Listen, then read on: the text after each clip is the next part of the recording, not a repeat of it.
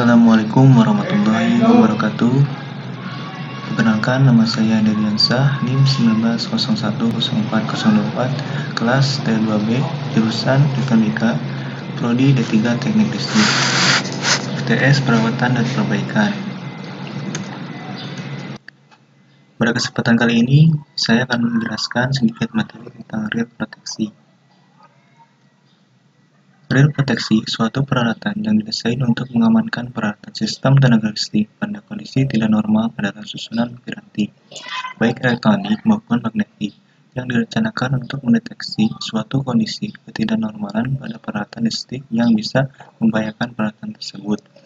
Jika bahaya itu muncul, maka relay pengaman akan secara otomatis memberikan sinyal atau perintah untuk membuka pemutus tenaga sirkuit breaker, agar bagian yang terganggu dapat dipisahkan dari sistem yang normal. Relay proteksi dapat mengamankan peralatan dengan cara mengukur atau membandingkan besaran-besaran yang dirasakannya, misalnya arus, tegangan, daya, sudut fasa, frekuensi, impedansi, dan sebagainya. Alat tersebut akan mengambil keputusan seketika dengan peralatan waktu membuka pemutus tenaga atau hanya memberikan tanda tanpa membuka pemutus tenaga. Di samping itu, relay juga berfungsi untuk menunjukkan lokasi dan macam gangguannya. Berdasarkan data dari relay, maka akan memudahkan kita dalam menganalisis gangguannya. Fungsi relay proteksi. Pada prinsipnya, relay proteksi yang dipasang pada sistem tenaga listrik mempunyai 3 macam fungsi, yaitu 1. Merasakan, mengukur, dan menentukan bagian sistem yang terganggu serta mengisolasinya. Yang kedua, mengurangi kerusakan yang lebih parah dari peralatan yang terganggu. Yang ketiga, mengurangi pengaruh gangguan terhadap bagian sistem yang lain tidak terganggu dalam sistem tersebut serta dapat beroperasi normal. Klasifikasi rel. 1. Berdasarkan besaran input. Relay arus lebih OCR dan relay arus kurang OCR. Tegangan U, relay tegangan lebih OVR dan relay tegangan kurang. Frekuensi V, relay frekuensi lebih OVR dan relay frekuensi kurang. Daya VQ, relay daya max min, relay arah direksional, relay daya impedansi Z, relay jarak distance, beda arus, relay diferensial. 2. Berdasarkan karakteristik waktu kerja. Ketiga, relay instance moment high speed, penundaan waktu time delay, definisi tim relay inversion tim relay, kombinasional combine extend dengan tunda waktu.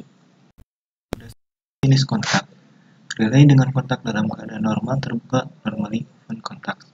Relay dengan kontak dalam keadaan normal tertutup, normal close kontak. 4. Berdasarkan fungsi. Relay proteksi, relay programming, check relay, relay pengaturan recruiting relay, relay bantu saling knockout relay, tracking relay. A. Taripan magnet, tipe plumber, tipe hignet motor, tipe induksi, tipe set dan off, tipe KWH, tipe mangkok, tipe tenis, tipe gas relay, pulse kanan, pulse relay. 1. Tipe penggerak silinder. Bila komponen diberi arus melebihi, maka pelunggar akan bergerak ke atas dan terjadi penentuan kontak. Gaya yang ditimbulkan sebanding dengan kepadat arus pada kumparan relay. Rel ini mempunyai waktu kerja yang stabil, sehingga banyak digunakan sebagai relay intense stops, di mana prinsipnya rel ini dapat dilihat pada gambar 4.1 di bawah. Yang kedua, tipe armatur, kedudukan engsel. Bila komponen diberi arus, maka lengan akan tertarik, sehingga ujung lengan yang lain akan menggerakkan kontak. Gaya elektromagnetik juga sebanding dengan kepadat arus komponen. Tipe ini banyak digunakan sebagai rel bantu, karena dapat kontak yang banyak dan kontaknya mempunyai kapasitas pemutus arus yang lebih besar. Untuk lebih jelasnya dapat dilihat pada gambar 4.2 di bawah. Yang ketiga, integrator, timing relay statik, input arus S1 atau R1, dan feedback loop kapasitif lewat C. Temperatur pada common output potential. Jadi tegangan pada C menjadi sama dengan peralatan dengan EO.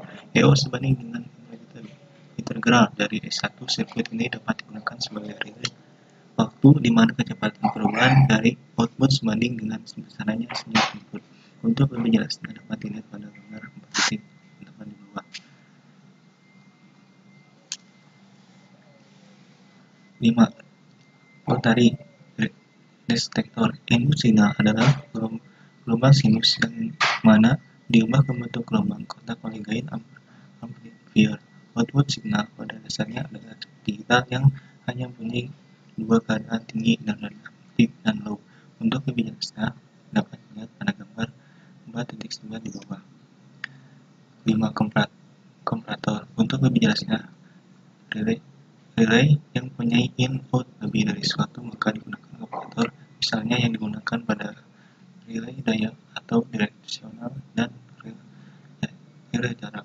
Tipe-tipe komparator, amplitudo komparator, fasa. 1. Komparator amplitudo mengukur beda fasa antara dua input gelombang sinus A dan B. Kedua gelombang ini diubah ke bentuk kotak. Kedua gelombang kotak mempunyai sisi-sisi yang sesuai dengan gelombang sinusnya dan dibandingkan dengan gelombang exclusive or yang berbentuk logik. Gelombang logik jadi mempunyai sifat hanya akan memberi output bila signal, tetapi kedua-duanya yang bekerja sebagai polarity conditioning director. Untuk lebih jelasnya dapat dilihat pada gambar 4.10 di kanan. Itu saja yang bisa saya sampaikan. Kurang lebihnya mohon maaf. Sekian, wassalamualaikum